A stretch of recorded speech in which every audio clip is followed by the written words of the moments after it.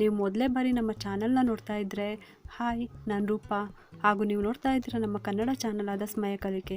ನೀವಿನ್ನೂ ನಮ್ಮ ಚಾನಲ್ಗೆ ಸಬ್ಸ್ಕ್ರೈಬ್ ಆಗಿಲ್ಲ ಅಂದರೆ ಈ ಕೂಡಲೇ ಸಬ್ಸ್ಕ್ರೈಬ್ ಮಾಡ್ಕೊಳ್ಳಿ. ಹಾಗೆ ಪಕ್ಕದಲ್ಲಿ ಕಾಣುವ ಬೆಲ್ಲೈಕನ್ನು ಪ್ರೆಸ್ ಮಾಡಿ ಆಲ್ ಅಂತ ಟ್ಯಾಪ್ ಮಾಡೋದನ್ನು ಮರಿಬೇಡಿ. ಇವತ್ತಿನ ವಿಡಿಯೋದಲ್ಲಿ ಶಿಶಿರ ಋತುವಿನ ಪಾಲ್ಗುಣ ಮಾಸದ ಪೌರ್ಣಿಮೆ ದಿನವನ್ನು ಕಾಮನ ಹುಣ್ಣಿಮೆ ಅಥವಾ ವಸಂತ ಹುಣ್ಣಿಮೆ ಅಥವಾ ಹೋಳಿ ಅಥವಾ ಹೋಲಿ ಹಬ್ಬ ಎಂದು ಆಚರಿಸ್ತೀವಿ. ನಮ್ಮ ಹಿಂದೂ ದಿನಚರಿಯಂತೆ ವರ್ಷದ ಕಡೆಯ ಹಬ್ಬವೂ ಹೌದು. ಇದಾದ 15ನೇ ದಿನಕ್ಕೆ ಯುಗಾದಿ ಹಬ್ಬ ಬಂದ್ಬಿಡುತ್ತೆ. ಇದೇ ಹುಣ್ಣಿಮೆ ದಿನ 14ನೇ ತಾರೀಕು ಶುಕ್ರವಾರ ಹೋಳಿ ಹಬ್ಬನ ಆಚರಣೆ ಮಾಡ್ತಾ ಇದ್ದೀವಿ. ಹೋಳಿ ಹಬ್ಬದ ಹಿಂದಿನ ದಿನ ಹೋಳಿಕಾ ದಹನವನ್ನು ಆಚರಣೆ ಮಾಡಬೇಕು. ಈ ಹೋಳಿ ಹಬ್ಬದ ದಿನ ಬಣ್ಣನ ಯಾಕೆ ಹಚ್ತಾರೆ, ಈ ಹಬ್ಬ ಮಾಡೋದಕ್ಕೆ ಹಿಂದಿನ ಉದ್ದೇಶ ಏನು, ಪ್ರತಿಯೊಂದು ಹಬ್ಬಕ್ಕೂ ಕೂಡ ಅದರದೇ ಆದಂತಹ ಹಿನ್ನೆಲೆ ಇರುತ್ತೆ. ಇವತ್ತಿನ ವಿಡಿಯೋದಲ್ಲಿ ಕಾಮನ ಹಬ್ಬ ಅಂತ ಅಂದರೆ ಏನು, ಇದರ ಹಿಂದಿನ ಕತೆ ಏನು, ಈ ವಿಚಾರದ ಬಗ್ಗೆ ಇವತ್ತಿನ ವಿಡಿಯೋದಲ್ಲಿ ತಿಳ್ಕೊಳ್ಳೋಣ. ಈ ಹೋಳಿ ಹಬ್ಬನ ರಾಧಾಕೃಷ್ಣ ಅವರ ಶುದ್ಧ ಪ್ರೀತಿಯ ನೆನಪಿಗಾಗಿ ಬಣ್ಣದ ಹೋಳಿನ ಆಚರಣೆ ಮಾಡ್ತೀವಿ. ವಸಂತ ಕಾಲದ ಆಗಮನವನ್ನು ಸ್ವಾಗತಿಸಲು ಈ ಹಬ್ಬವನ್ನು ಆಚರಣೆ ಮಾಡ್ತೀವಿ. ಇದಕ್ಕೆ ವಸಂತ ಹಬ್ಬವಾದ ಹೋಳಿ ಎಂದು ನಿರೂಪಿಸಲಾಗಿದೆ. ಈ ಬಣ್ಣ ಅಂದ್ರೇ ಪ್ರೀತಿಯ ಸಂಕೇತ. ಪ್ರತಿಯೊಂದು ಬಣ್ಣಕ್ಕೂ ಕೂಡ ತನ್ನದೇ ಆದ ವಿಶೇಷತೆ ಇರುತ್ತೆ. ಅಂದರೆ ಬಣ್ಣಗಳಿಗೂ ಕೂಡ ಶಕ್ತಿ ಇದೆ. ಇದಕ್ಕೋಸ್ಕರನೇ ಬಣ್ಣಗಳನ್ನು ಪ್ರೀತಿಯ ಸಂಕೇತ ಅಂತಾರೆ.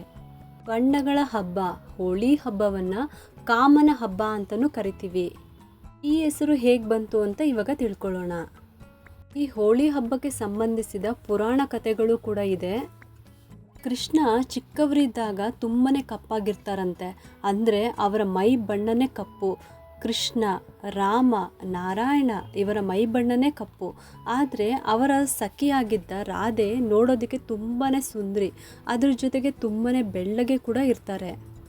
ಇದನ್ನು ನೋಡ್ತಾ ಇದ್ದಂತಹ ಕೃಷ್ಣ ತನ್ನ ಸಾಕು ತಾಯಿ ಯಶೋಧ ಹತ್ತಿರ ಪ್ರಶ್ನೆ ಕೇಳ್ತಾರೆ. ನಾನಿಷ್ಟು ಕಪ್ಪಾಗೇ ಇದ್ದೀನಿ, ರಾಧೆ ಮಾತ್ರ ಬೆಳ್ಳಗಿದ್ದಾಳೆ ಅಂತ ಹೇಳಿ ಅಸೂಯೆಯನ್ನು ವ್ಯಕ್ತಪಡಿಸ್ತಾರೆ. ಇದನ್ನು ನೋಡಿದಂತಹ ಯಶೋದೆ ರಾಧೆನೂ ಕೂಡ ನಾವು ಕಪ್ಪಾಗಿ ಮಾಡೋಣ ಅಂತ ಹೇಳಿ ನಿನಗೆ ಇಷ್ಟ ಆಗಿರುವಂಥ ಬಣ್ಣನ ಅವಳಿಗೆ ಹಚ್ಚು, ಆಗ ಅವಳ ಬಣ್ಣ ಕೂಡ ಬದಲಾಗುತ್ತೆ ಅಂತ ಕೃಷ್ಣನಿಗೆ ಹೇಳಿಕೊಡ್ತಾರೆ. ಇದಕ್ಕೆ ಖುಷಿ ಪಟ್ಟಂಥ ಕೃಷ್ಣ ತನಗೆ ಇಷ್ಟವಾದ ಬಣ್ಣನೆಲ್ಲ ರಾಧೆಗೆ ಹಚ್ಚೋದಕ್ಕೆ ಶುರು ಮಾಡ್ತಾರೆ. ಆ ಖುಷಿಯಲ್ಲೇ ಆಡ್ತಾ ಕುಣಿತಾ ಸಂಭ್ರಮ ಪಡ್ತಾರೆ. ಹೋಳಿ ಹಬ್ಬದ ದಿನ ಬಣ್ಣ ಹಚ್ಚಿ ಆ ದಿನ ಆಡಿ ಸಂಭ್ರಮ ಪಡೋದಕ್ಕೆ ಇದೂ ಒಂದು ಕೂಡ ಕಾರಣ. ಬಣ್ಣಗಳ ಹಬ್ಬ ಹೋಳಿ ಹಬ್ಬವನ್ನು ಕಾಮನ ಹಬ್ಬ ಅಂತಲೂ ಕರೀತಾರೆ. ಈ ಹಬ್ಬ ಹೇಗೆ ಬಂತು ಅಂತ ಅಂದರೆ, ಸತೀದೇವಿ ಹೋಮದ ಅಗ್ನಿಗೆ ಆಹುತಿಯಾಗಿ ಅಂದರೆ ಬೆಂಕಿಯಲ್ಲಿ ಬಿದ್ದು ಪ್ರಾಣವನ್ನು ಕಳ್ಕೊಂಡ್ಮೇಲೆ ಇದರಿಂದ ತುಂಬಾ ದುಃಖ ಆಗಿ ಶಿವನು ಹೋಗಿ ಧ್ಯಾನಕ್ಕೆ ಕೂತ್ಕೊಂಡು ಬಿಡ್ತಾರೆ. ಮತ್ತು ಪಾರ್ವತಿ ದೇವಿ ಆಗಿ ಪುನರ್ಜನ್ಮವನ್ನು ಪಡೆದಂತಹ ಸತೀದೇವಿಯು ಶಿವನನ್ನು ಮದುವೆ ಆಗಬೇಕು ಅಂತ ಹೇಳಿ ತುಂಬಾ ಪ್ರಯತ್ನ ಪಡ್ತಾರೆ. ಆದರೆ ಅವರ ಭಾವನೆಗಳನ್ನು ಶಿವ ನಿರ್ಲಕ್ಷ್ಯ ಮಾಡಿಬಿಡ್ತಾರೆ.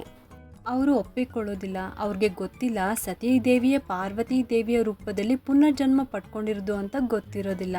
ಅದಕ್ಕೋಸ್ಕರನೇ ಅವರು ನಿರಾಕರಿಸಿರ್ತಾರೆ. ಆದರೆ ಪಾರ್ವತಿ ದೇವಿ ತನ್ನ ಪ್ರಯತ್ನವನ್ನು ಬಿಡೋದಿಲ್ಲ. ಆದರೆ ಶಿವ ಯಾವುದೇ ರೀತಿಯ ಭಾವನೆಗಳಿಲ್ಲದೆ ಬಯಕೆಗಳಿಲ್ಲದೆ ಅವರು ಧ್ಯಾನಕ್ಕೆ ಕೂತ್ಕೊಂಡಿರ್ತಾರೆ. ಹೇಗಾದರೂ ಮಾಡಿ ಶಿವನಲ್ಲಿ ಭಾವನೆಗಳನ್ನು ಹುಟ್ಟು ಹಾಕಬೇಕು, ಅವರನ್ನು ಧ್ಯಾನದಿಂದ ಹೊರಗಡೆ ಕರ್ಕೊಂಡು ಬರಬೇಕು, ಅಂದರೆ ಎಚ್ಚರ ಮಾಡಬೇಕು ಅಂತ ಅವರು ದೃಢ ನಿರ್ಧಾರ ಮಾಡ್ತಾರೆ. ದೈಹಿಕ ಬಯಕೆಗಳ ಪ್ರಭುವಾದ ಕಾಮದೇವನನ್ನು ಶಿವನಲ್ಲಿ ಉತ್ಸಾಹವನ್ನು ಹುಟ್ಟು ಹಾಕಲು ಕರ್ಕೊಂಡು ಬರ್ತಾರೆ. ಕಾಮದೇವ ಅಂದರೆ ಮನ್ಮಥ, ರತಿ ಮನ್ಮಥ. ಈ ಕತೆ ನಿಮಗೆ ಗೊತ್ತಿರುತ್ತೆ. ಇದೇ ಪಾಲ್ಗುಣ ಅಷ್ಟಮಿ ದಿನದಂದು ಕಾಮದೇವನಾದ ಮನ್ಮಥ ತನ್ನ ಹೂವಿನ ಬಾಣಗಳಿಂದ ಒಡೆದು ಶಿವನಲ್ಲಿ ಭಾವನೆಗಳನ್ನು ಹುಟ್ಟು ಹಾಕೋ ಸಲುವಾಗಿ ಆತನ ಧ್ಯಾನವನ್ನು ಭಂಗಗೊಳಿಸ್ತಾರೆ. ಹೂವಿನ ಬಾಣದಿಂದ ಎಚ್ಚರಗೊಂಡಂಥ ಶಿವನಿಗೆ ತುಂಬಾ ಕೋಪ ಬರುತ್ತೆ. ಆಗ ಎದುರಿಗೆ ಇದ್ದಂತಹ ಕಾಮದೇವನಾದ ಮನ್ಮಥನನ್ನು ತನ್ನ 3ನೇ ಕಣ್ಣಿನಿಂದ ಸುಟ್ಟು ಭಸ್ಮ ಮಾಡಿಬಿಡ್ತಾರೆ. ಇದನ್ನು ನೋಡಿದಂತಹ ಮನ್ಮಥನ ಪತ್ನಿಯಾದ ರತಿದೇವಿ ವಿಷ್ಣುವನ್ನು ಕುರಿತು ಪ್ರಾರ್ಥನೆ ಮಾಡ್ತಾರೆ. ಹಾಗೆ ಶಿವನನ್ನು ಕೂಡ ಪ್ರಾರ್ಥನೆ ಮಾಡ್ಕೊತಾರೆ. ಆಗ ಶಿವನು ತಾನೇ ಭಸ್ಮ ಮಾಡಿದಂತಹ ಬೂದಿಯಿಂದ ಕಾಮದೇವನನ್ನು ಪುನರ್ಜನ್ಮಗೊಳಿಸ್ತಾರೆ. ಈ ದಿನವನ್ನು ಕಾಮನ ಹಬ್ಬ ಹೋಳಿ ಹಬ್ಬ ಅಂತ ಹೇಳಿ ಆಚರಣೆ ಮಾಡ್ತಾರೆ. ಅಂದರೆ ಆ ಬೂದಿಯಿಂದ ಅವರು ಹುಟ್ಟಿ ಬಂದಿದ್ದಕ್ಕೆ ಬಣ್ಣಗಳ ಹಬ್ಬವಾಗಿ ಅದು ಬದಲಾಯಿತು.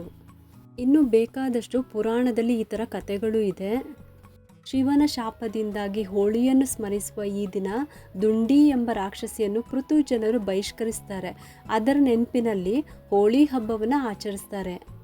ಇದಿಷ್ಟು ಕೂಡ ಕಾಮನ ಹಬ್ಬ ಹೇಗೆ ಬಂತು ಅಂತ ಪುರಾಣದ ಕಥೆಗಳು. ಈ ಬಣ್ಣಗಳ ಹಬ್ಬ ಹೋಳಿ ಆಚರಣೆಗೆ ಕ್ಷಣಗಳೇ ಆರಂಭ ಆಗಿದೆ. ಹಬ್ಬ ಎಂದರೆ ಜೀವನದಲ್ಲಿ ಸಂತೋಷವನ್ನು ಮತ್ತು ಹೊಸ ಬಣ್ಣವನ್ನು ನೀಡುವ ಪವಿತ್ರವಾದ ಗಳಿಗೆ. ಇದೇ ಶುಕ್ರವಾರ ಹುಣ್ಣಿಮೆ ಇದೆ ಮತ್ತು ಹೋಳಿ ಹಬ್ಬ ಇದೆ. ಇಷ್ಟೊತ್ತು ತಿಳ್ಕೊಂಡ್ರೆ ಅಲ್ವಾ ಕಾಮನ ಹಬ್ಬ ಅಂತ ಅಂದರೆ ಏನು ಅಂತ. ಈ ಹಬ್ಬದ ದಿನ ಬಣ್ಣನ ಯಾಕೆ ಹಚ್ಚುತ್ತಾರೆ, ಇದರ ಹಿಂದಿನ ಉದ್ದೇಶ ಏನು ಅಂತಲೂ ಕೂಡ ತಿಳ್ಕೊಂಡ್ರಿ. ನಿಮ್ಗೆಲ್ಲರಿಗೂ ಈ ಒಂದು ವಿಡಿಯೋ ಇಷ್ಟ ಆಗಿದೆ ಅಂತ ನಾನು ಭಾವಿಸ್ತಾ ಇದ್ದೀನಿ. ಮತ್ತು ಯಾಕೆ ತಡ, ಈ ವಿಡಿಯೋ ಇಷ್ಟ ಆಗಿದ್ರೆ ಒಂದು ಲೈಕ್ ಮಾಡಿ, ಶೇರ್ ಮಾಡಿ ಮತ್ತು ಸಬ್ಸ್ಕ್ರೈಬ್ ಮಾಡಲು ಮರಿಬೇಡಿ. ಯಾಕೆಂದರೆ ನೀವು ಮಾಡೋ ಒಂದು ಸಬ್ಸ್ಕ್ರೈಬಿಂದ ನಮ್ಮಂತಹ ಸಣ್ಣ ಸಣ್ಣ ಚಾನಲ್ಸ್ಗೆ ಒಂದು ಸಪೋರ್ಟ್ ಮಾಡ್ದಂಗೆ ಆಗುತ್ತೆ. ಮತ್ತೆ ಸಿಗ್ತೀನಿ ಮುಂದಿನ ಹೊಸ ವಿಡಿಯೋದೊಂದಿಗೆ ಅಂತ ಹೇಳುತ್ತಾ ಈ ವಿಡಿಯೋನ ಮುಗಿಸ್ತಾ ಇದ್ದೀನಿ. ನಿಮಗೆಲ್ಲರಿಗೂ ಹೋಳಿ ಹಬ್ಬದ ಶುಭಾಶಯಗಳು.